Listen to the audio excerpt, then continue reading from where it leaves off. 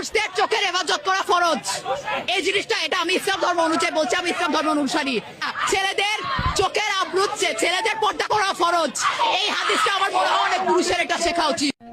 কিয়ামতের আলামত, মহিলা ধ্বংস, মহিলা ফিতনা, এগুলো আছে হাদিসে, ঠিক আছে, কিন্তু কোরআনুল কারীম যদি তুমি অধ্যয়ন করো, ওখানে প্রথমে পর্দার কথা আছে পুরুষের, সেকেন্ড আয়াতে মানে এর পরের আয়াতে আছে মহিলার, সেম পর্দা।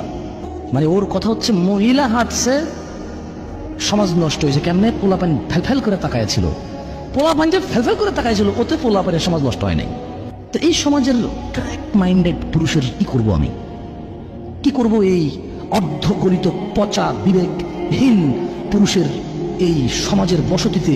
এই সমাজ কিভাবে উন্নত হবে যে সমাজের পুরুষকে আল্লাহ বলেছে তুমি তোমার চক্ষুকে অবনত করো, সে এমনি তাকায়। আল্লাহ বলছেন নিচে করো, সে তাকায়, এটা দোষ না। মহিলা আল্লাহকে বলছে ঢেকে চলো, মহিলা খুলে চলছে কেন? মহিলার দোষ। দুইজনের তো দোষ হওয়া উচিত এখানে।